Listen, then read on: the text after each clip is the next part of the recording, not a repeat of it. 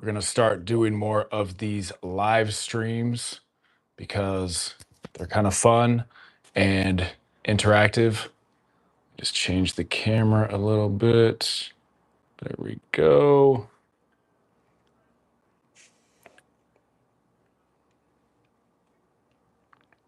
So today we have a couple different things we're going to be talking about. This camera's kind of janky right now. First up, we have, tell me where you're watching from, number one. I just want to make sure this is working properly. So if you're watching this, tell me where you're watching from. Drop it in the comments section below. I'm gonna try to answer some questions here and hang out a little bit. All right, so a lot to talk about. There's been some interesting properties that have hit the market in the last few weeks, few months. Number one, Dan Snyder's house, the former owner of the Commanders, is back on the market. And this is probably the most impressive property I think I've seen in Northern Virginia. So it's listed at $50 million. Actually, I know the listing agent. What's up, Hagerstown? What's going on? I've been to Hagerstown a few times. It's a cool small Hagerstown Suns, right? Baseball team. So we're talking about Dan Snyder's property. For this next live stream, I'll figure out a way to share the screen. But you can watch on my Instagram story. I did a video of Dan Snyder's house. It's formerly George Washington's estate right on the Potomac River, $50 million house. It's pretty incredible. It's 16,000 square feet, 16 and a half acres. They did drop it $10 million, so you could say it's a better deal now. And I believe Dan Snyder actually bought it for 48 million just a few years ago. So selling for basically the same price. We'll see. Not too many buyers for this type of property, but the Suns are at, oh, they got a new stadium. Okay. That's cool. I gotta check it out. So if you want to see the most incredible property, look at Dan Snyder's property on the market. Just the landscaping along the water, all the acreage. I've actually driven by his house. You can just go to it's right off the GW Parkway. So obviously they didn't let me in or anything, but they got the steam room, infrared sauna, spa amenities, a guest house for 3 bedrooms, 3 bathrooms. They have like 3 or 4 properties on the actual acreage itself. And then they got geothermal heating, well water systems, backup generators. This is a pretty incredible property right here. So it's probably going to be like I was going to say Mark Zuckerberg might be a buyer for this, but he already bought a house in Northwest DC. So it's probably going to be some billionaire that buys it. I don't know who else would be buying a $50 million house. Another cool property that just hit the market. Now there is a catch with this one. Is there's a Loudoun County winery and Airbnb that just came on the market. So that sounds like everyone's ideal dream, right? Like, hey, let's buy the winery. We'll just make wine. We'll have a dog and live on the farm, that kind of thing. So this does have 3.5 acres. It's Firefly Cellars is the property, and it looks like an incredible piece of land and property. The only catch is that Virginia is passing some new legislation, which would basically make it very difficult, if not impossible, to continue doing wine production at this winery. So basically, you couldn't really do a winery any longer here with new Virginia legislation. And I'm not a winery expert or anything like that, but that's what I've been told. But it looks like a pretty incredible property. It's in Hamilton, Virginia. It's on the market for 2.5 million. Backs up to a 20-acre horse farm, and it's been a boutique winery and Airbnb since 2021. I think I might have gone there before. Kind of looks familiar. It sounds familiar. And the grapevines cover about half an acre of the property, 1,200 square foot deck, fire pit, that kind of thing. So if you know anyone looking for a winery, Actually, I had some of my relatives actually own a winery in upstate New York, but they're selling it. I mean, it's more like a winery that they just had enough acreage where they could just grow vines. They didn't like buy some winery, but it's one of those things at the right point in your life, you just want to buy a vineyard, buy a winery. And that does sound like if you just had some money to play with, I don't know how profitable these wineries are. And in this case, you'd have to turn it into like a wedding venue or something like that. But it is a really cool property. It's hard to put a number on how much something like that is actually worth, being that you can't do the winery anymore. So you'd have to make it some type of event venue or something like that. All right, before we get to the next article, do you guys have any questions about? There's not too many people on here, but do you guys have any questions about the market, neighborhoods, um, anything like that? Just trying to see here.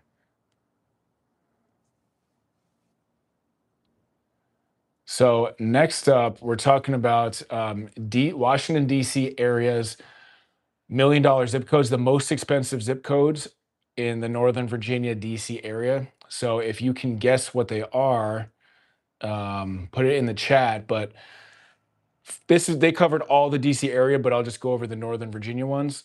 So first up, we have 22101, which is McLean, and the median price is 2.3 million for a house in that zip code. So that's obviously right, next to Arlington, inside the Beltway, just scenic private properties. You get a 5, 6,000 square foot house, very incredible properties. And then number two was actually Great Falls. So just beyond that zip code, Great Falls along the Potomac River. The median sales price is 1.83. So in Great Falls, you might get even more privacy, a little bit bigger house. And there's actually a house for sale in Great Falls right now for I think $35 million. So that makes Dan Snyder's house. I mean, that 35 million seems like a good deal compared to Dan Snyder's house, but I don't think it has the water views or anything like that. And then number three on the list was North Arlington, so 22207. So that covers a lot of different neighborhoods: Cherrydale, Country Club Hills, those areas. And so you get the great schools, you get the suburban lifestyle, but you're still close to DC, you're still close to Clarendon. Um, and yeah, you're paying median price is 1.6. Now, sometimes they have some small houses that pop up there for a lot less, but um, after that, we have Vienna, so 22182 zip code. So again, you get a big house. You're close. Vienna to me is kind of far away. Growing up in Arlington, Vienna to me was always like super far away, but you got great schools close to Tyson's Corner. You're still like, 30 minutes to Arlington and DC, so you're not too far away. You can walk to the main strip down there. Got a lot of different restaurants and shops. And then after that, we have Delray and Rosemont. So Delray is probably like one of my favorite neighborhoods in the whole DC area. It's getting pretty expensive. The median sales price now is just under 1.1. So and Delray has some pretty expensive, like Delray, the new construction now is selling for 2.5. I think there's one in Delray for 3 million, or maybe it sold recently for 3 million. I was showing one this past weekend in Delray. I think it was for 2.5 million, brand new construction, and it was kind of on a busier road too. So it's just a tough sale. If I'm spending 2.5 million, I probably want to be a little bit more in like, in the neighborhood kind of thing. And then we have Falls Church and Clifton after that. So moving right along, Dulles Airport is doing a $22 billion. They have a $22 billion proposal for Dulles Airport to basically renovate the whole thing. They would finish up in 2034. Our prices in Maryland, Montgomery County, pretty much the same as Northern Virginia. No. Um, so Bethesda, I would say Bethesda and Potomac are going to be pretty similar. Um, Kind of around Bethesda and Potomac are going to be pretty similar. Outside of those areas, I'd say it would be less expensive. Northern Virginia is becoming very expensive. A lot of people are moving here, and there's really not much inventory. So when there's not much inventory, the prices typically go up. Um, so Dulles Airport, $22 billion. They're going to get rid of those mobile lounges, those little buses that take you everywhere. Um, and what? Good name for a boat. What? Sorry, someone left a weird comment. So they're going to expand the main terminal and then redesign its concourses and eliminate the mobile lounges. So it's going to be a massive. There's more information on it, but it's basically when you spend $22 billion, you're basically getting a brand new airport. Um, Trump said that the facility was terrible and incorrectly designed, so he's not too shy about that. So they are going to be redoing the airport. Now it hasn't been approved yet, so we still have to see what gets approved. You get proposed $22 billion to fix the airport, and it'll probably get changed 100 different times, and then by the end of it, it'll probably be, my guess would be less than 22 billion, but you never know. Um, yeah, and they're gonna change up. They're gonna just make the design a lot more manageable because it's a huge airport right now. And if you're from the DC area, it's happened to me. I never thought it would happen to me, but my brother and I, we were actually going to a YouTube conference in Los Angeles, and we went to the wrong airport. We went to DCA airport instead of Dulles. And apparently, though, that happens with a lot of people, so I didn't feel too bad about it. If you're a native, apparently it's happened at least once to you. So, um, I still blame my brother for that because I was kind of, he bought the tickets and I was just kind of following him on that one.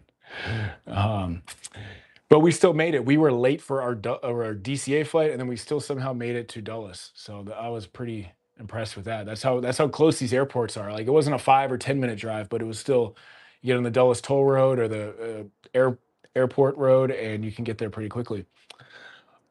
Next up, so they're proposing for the brand new football stadium, the brand new Commander Stadium. They're proposing a gold. Metro is proposing a gold line.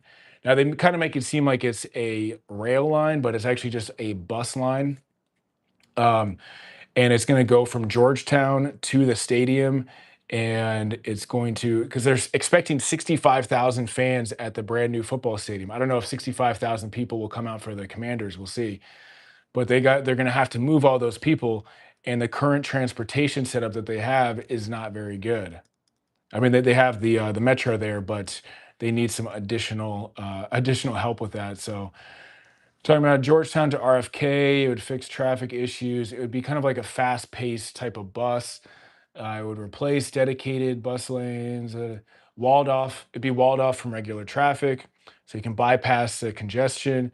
And they would go as frequently as every 3 minutes on game days. So that would be pretty cool. Yeah, no, it is wild that it doesn't serve Georgetown. Um, yeah, I know the neighbors had the residents of Georgetown. I guess just there's been a lot of people trying to do a metro there. I think over the years, and there's always been pushback. But yeah, you have it in Roslyn, you have it and it just skips Georgetown for some reason. So, but a bus would help. I mean, if they're doing it every 3 minutes, I'm usually not a huge fan of the buses, but if it's a dedicated bus lane walled off from regular traffic, that could move some people around pretty quickly. And they were talking about a new rail station near the stadium, but it would be over $1 billion just to realign the curved tracks in the area before a station could even be built. So, with something like that, that would take forever. And they said it wouldn't be ready by opening day anyways. So if they were to do a brand new station, I could see that dragging on for like 10 years. So this is another plan that they're still finalizing. They still need to work out the details, but the stadium is supposed to open in 2030, and they don't really have the transportation infrastructure set up yet. So there's going to be a lot of I don't know what they're going to do, Ubers or that's going to be a lot of 65,000 people. Um, It's going to be a little chaotic unless they figure something out. What do we have next up? Okay, so this Northern Virginia city just ranked as the best place to live in Northern Virginia. Drop it in the comments if you know which city it is. Give you 10 seconds. I'll take a sip real quick.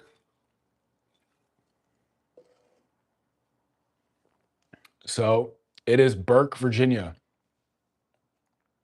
A lot of people would not say that, but I have a good buddy that lives in Burke. It's more affordable. You know, you're still close to DC. You have like, you know, see, it's kind of scenic. According to Dev's Lion Park, yeah, yeah. According to me, it is Lion Park, yeah. A bit biased towards Lion Park. Anywhere in Arlington, I'm a bit biased. But Burke has come around for me because my friend lives out there, so I'll go out, we'll hang out in his backyard. He's got a tiki bar set up. It's so quiet. I feel like I'm really far away from everything, but it's actually it's very like relaxing and pleasant, and it's so green, and you got shopping centers right there. So and it's significantly more affordable. So you don't have to spend $1 million. You can spend $1 million, but you don't have to spend $1 million um, to buy a house there. So it's a good place to buy. Like a lot of people, they'll start in Arlington, Alexander, you know, start closer in, and then they'll kind of move out to Burke once they have a kid or there's whatever they want some more space, that kind of thing. So it's definitely a pleasant place to live. I have a buddy who's like single and he lives out there. I'm like, why do you live out there? It's just people that, you know, have a family or just want their peace and quiet. And he's like, I have no idea why I live in Burke. He's like, he's doing the opposite. He's buying in Burke and then he's gonna move to Arlington or DC or Alexandria. So that's about all I got for today. Do you guys have any questions on the real estate market, on See, I'm gonna start doing these live streams, I think probably once a week, and I'm gonna start incorporating more articles and visuals as well. Um, but do you guys have any questions on the current market, properties? Do you guys like the live stream format? Do you want me to do a different type of format? I'm always curious.